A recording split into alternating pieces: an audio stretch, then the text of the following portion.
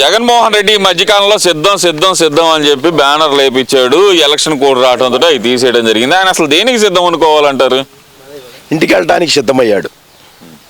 ఇంటికి వెళ్తానికి సిద్ధమయ్యి ముందుగానే దాన్ని ఒకళ్ళు ఆయన కళ్ళ వచ్చేస్తాను ఇవన్నీ వచ్చేసి నేను సిద్ధం అనేదానికి ఇంటికి పోవడానికి సిద్ధం. ఇంకంతే కాదు, నేను యుద్ధానికి సిద్ధం అంటున్నాడు. యుద్ధం ఎవరితో చేయబోతున్నాడు అంటారు? వాడి బొందాడికి యుద్ధం వచ్చాక అన్ని కూల్చేసేది వాడే, కానీ వాడిద్దానికి వాడేట మనిషి వాడే దాని అర్హుడు కాదు కదా. యుద్ధం అంటే అది ఎదటబడి చేసేవాడే యుద్ధం అనేవాడు. ఈడంతా దొంగ ముండా కొడుకు దొంగ పనులు తప్పితే ఈడి వల్ల ఏమైంది? వీడి వల్ల ఏమీ కాదు. లేదు, ఒంటరివాడిని చేసి నా మీద దాడికి వస్తున్నారు అందరు కలిసి అంటున్నాడు కదా. అసలు నిజంగా ఒంటరివాడేనా జగన్మోహన్ రెడ్డి? వాడికి ఒంటరివాడేంది ఎట్ట అవుతారు? వాడికి ఎంతమంది ఉన్నారు సలహాదారులు? వాడు ఒంటరిగాడు ఎందుకు? వాడు ప్రతి ఒక్క ఊరికి ఒక గ్రూపును పెడతాడు, రౌడీలు పెంచాడు, రౌడీలు ఉండారు వాడి చుట్టూ. వాళ్ళ చేసుకొని వాలంటీర్స్ మొత్తం మా జనమేని అంటున్నారు కదా వాళ్ళే. ఈ వాలంటీర్స్ అని ఉన్నప్పుడు వీడికి ఒంటి ముడి చెట్టు అవుతాడు.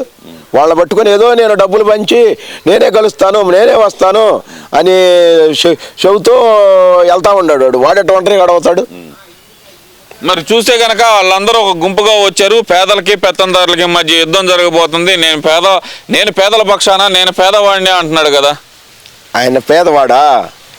బెంగళూరులో ఒకటి, హైదరాబాద్లో ఒకటి, విశాఖపట్నంలో ఒకటి, తాడేపల్లి ఒకటి, ఇన్ని ఉండి ఇతర దేశాల్లో మొత్తం లండన్ ఏది అక్కడికి మొన్న తరలించాడు డబ్బంతా.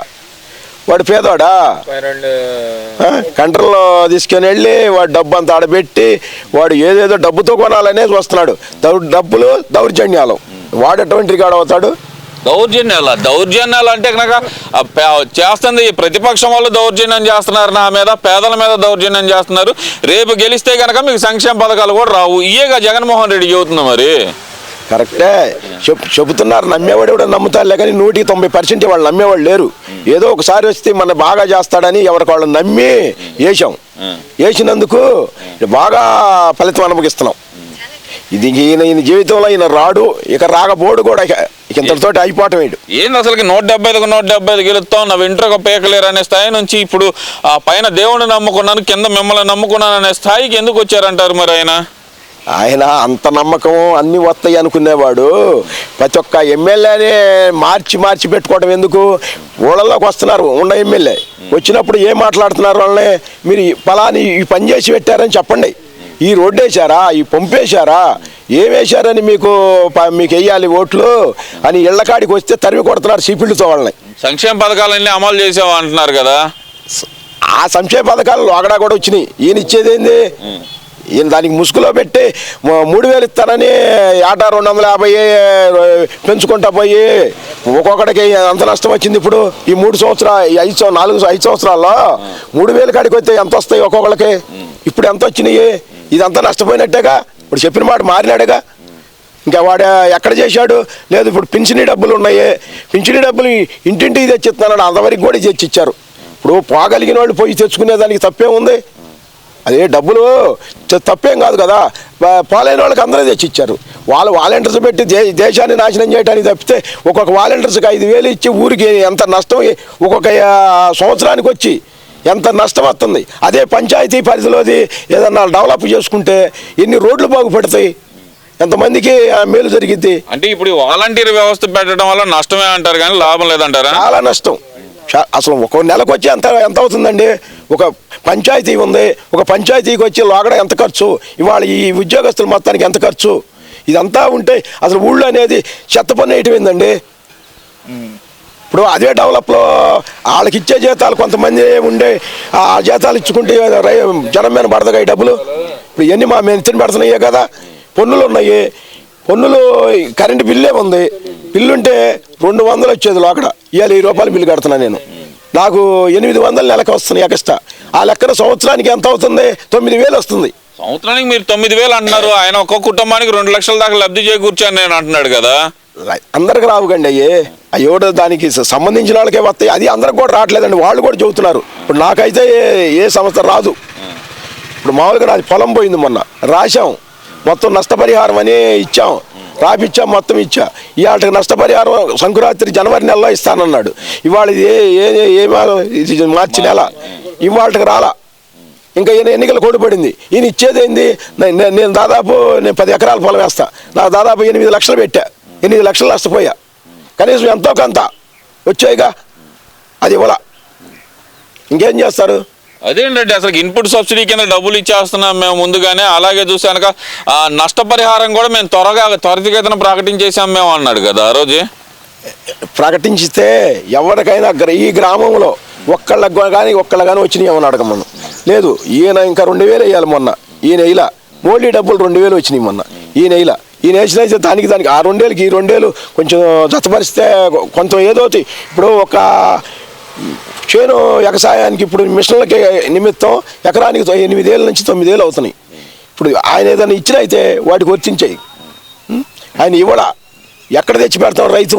మనం పోయినసారి పంట తీసుకోపోతే వర్షాలు మొత్తం పోయినాయి, మళ్ళీ ఇప్పుడు మళ్ళీ వర్షం అంటున్నారు, మళ్ళీ తినేదే లేదు. అందరం మందు బుడ్లు పెట్టుకుని తాగాల్సింది రైతుగా.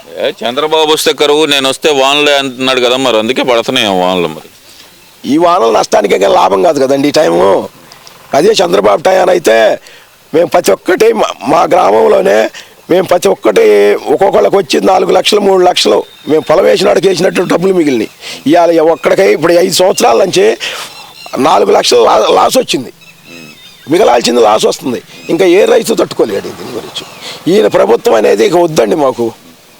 ఎందుకంటారండి? ఆయనే మళ్ళీ నేనే వస్తాను 30 సంవత్సరాలు నేనే ముఖ్యమంత్రిని అంటున్నాడు కదా. ముఖ్యమంత్రి ఆయన అనుకుంటాడు సరిపోద్ది, నేను కూడా అనుకుంటా ఎమ్మెల్యేలు కావాలని. అవుతానా? వాడికి లేదు కది. ఆయన అసలుకి సామాన్యులకి నేను ఇస్తున్నాను, లారీ డ్రైవర్లకి ఎమ్మెల్యే సీట్లు ఇచ్చాను, నాది సామాజిక న్యాయం అంటే ఓ పక్కన సామాజిక న్యాయం ఇచ్చేవాడు అయితే ఇప్పుడు ఉన్న ఎమ్మెల్యేలకే వాళ్ళకే ఇవ్వచ్చుగా సీట్లు. మళ్ళీ ఇక్కడ నుంచి మార్చి ఇంకోటికి వేయటం ఎందుకు, ఆడ నుంచి వేయటం ఎందుకు? ఊళ్ళలో వస్తే చీపుర్లు చూసుకుని ఆడవాళ్ళు ఎమ్మడబడ్డారు. అవును, వాళ్ళు చెబుతున్నారు కదా సంక్షేమ పథకాలన్నీ ఇచ్చామంటున్నారు కదా. ఇప్పుడు మళ్ళీ గెలిపించండి, రోడ్లు వేస్తామంటున్నారు కదా. మరి ఒక్కసారి నమ్మినందుకే అయిపోయారు, ఇంకేమి ఇస్తారండి? ఎక్కడ ఎవరికి ఇచ్చారు? ఇప్పుడు ఊళ్ళో 10%, ఒక 20% ఇచ్చారనుకో, ఒక 80% ఈయన వాళ్ళు ఉన్నారు. నేను ఇచ్చానని 20% అనుకుంటే ఎట్లా కుదిరిద్ది? నువ్వు అనుకుంటే సరిపోదు కదా. మరి ఎందుకు రాలేదో ఏందో వాళ్ళే చెబుతున్నారు. ఇప్పుడు నాకైతే ఏం రావు, అందుకని నాకు తెలియదు ఆ విషయం. సరే, ఇవన్నీ తీసి పక్కన పెడతాక జగన్మోహన్ రెడ్డి నేను ఒంటరివాడిని అంటున్నాడు కదా, నిజంగానే ఒంటరాడు అయ్యాడు అంటారా? ఒంటరోడు కాకెట్టాటోడు ఏమవుతాడండి? చెల్లెని బాబాయిని గొడ్డలతో చంపించాడు, చెల్లెల్ని అమ్మని తరిమేశాడు పక్క రాష్ట్రానికి. ఇంక ఒంటరిగాడు అంటే ఎట్ట అవుతాడు? అంటే నేను ఒంటరిని, నేను మిమ్మల్ని నమ్ముకున్నాను అనేది ప్రధాన అస్త్రంగా వాడుతున్నాడు కదా. తల్లి చెల్లిని చూడనాళ్ళు ప్రజల్లో ఏం చేస్తారండి? ప్రజలు కూడా ఎవడో వీడికి ఓటేసేవాడు లేడు, వీడి పులివెందులోనే ఓడిపోతున్నాడు, ఇంకా వీడికి లేదు. ఎందుకని అంటారు పులివెందులు అంటే? ఇప్పుడు వైఎస్ షర్మిల గారు ఏమో కడపలో నుంచుంటున్నాం అంటున్నారు, మరి సునీత గారు కూడా నా రాజకీయ భవిష్యత్తు త్వరలో ప్రకటిస్తానంటున్నారు. మరి దానివల్ల ఏమైనా ఎఫెక్ట్ పడే అవకాశం ఉందంటారా? చాలా. ఎందుకంటే వాళ్ళ బాబాయిని చంపటానా పోయినసారి నారాల రక్తచరిత్ర అని చంద్రబాబు మీద పెట్టాడు, జనం నమ్మారు అందరూ. అయాల ఇవాళ అందరూ పక్కాగా బయటపడిపోయింది, అంతా చంపించింది ఇతనే, ఇంకితనికి ఓట్లు వేసేది ఏంటి అనే దానికి అక్కడ కడప వాస్తువులే చెబుతున్నారు. అందువల్ల షర్మిల నుంచుంది, ఈయన నుంచున్నాడు. అట్లాంటప్పుడు అక్కడ తెలుగుదేశం ఉంటుంది, తెలుగుదేశం లబ్ధి పొందింది, తప్పనిసరిగా తెలుగుదేశం కలిసిద్ది అక్కడ. మరి ఓవరాల్గా చూస్తే మళ్ళీ అక్కడ కడప ఎంపీ సీటు అవినాష్కే ఇచ్చాడు కదా. అదే కదా మరి, వాళ్ళిద్దరు కలిసి చేసిందే వాళ్ళ బాబాయినే, ఇంక మరి చేయకుండా ఎట్టుంటాడు? వాళ్ళ మనిషే కదా వాడు. ఇంకా దాని గురించి తేటతెల్లం అయిపోయింది, చంపించాడని అక్కడే తెలిపోయింది మనకి, ఇంకెవరో చెప్పారు అక్కర్లా. ఇప్పుడు ముఖ్యంగా చూస్తే జగన్మోహన్ రెడ్డి ప్రకటించిన వాళ్ళల్లో ఇప్పటి వరకు దాదాపు ఒక 80 మంది 90 మంది మీద తీవ్రమైన నేర ఆరోపణలు ఉన్నాయి. మరి అలాంటి వ్యక్తులకు ఎందుకు సీట్లు ప్రకటించాడనుకోవచ్చు అంటారు? ఏరియా ఉంది దడిపిచ్చే పెట్టే రౌడీలు మొత్తం వాళ్ళు ఒక రౌడీలు బ్యాచ్, వాళ్ళు అయితేనే గెలవగలుగుతారు, డబ్బులతో కొనేస్తాను, వాళ్ళు దౌర్జన్యాలు చేసి మామూలుగా బూతుల్లో టికెట్లు ఓట్లు వేయకుండా ఉంచుతాము, ఇట్లా దౌర్జన్యం చేయాలని ఒక మనిషి అది ఒక మైండ్తో ఉంటున్నాడు. ఇప్పుడు ఆ మైండ్ అనేది ఇక కుదరదు, ఎక్కడికక్కడ తిరుగుబాటు ఫుల్గా అయిపోయింది. ఎక్కడ ఉద్యోగస్తులు కానీ మన మామూలుగా వ్యవసాయదారులకు కానీ కూలీలు కానీ ప్రతి ఒక్కళ్ళకి వాడి వల్ల నష్టమే వచ్చింది. మరి కూటమి హిట్ అవుతుందంటారా? సూపర్ హిట్, ఇట్లో కూడా మామూలు హిట్ కాదు, సూపర్ హిట్. గెలిచినట్టే ఎలక్షన్ కూడా పర్లేదు అనమాట. అంటే ఇప్పుడు వీళ్ళందరూ ఒకటై నా ఒక్కడి మీద దాడి చేయడానికి వస్తున్నాడు అంటున్నారు కదా.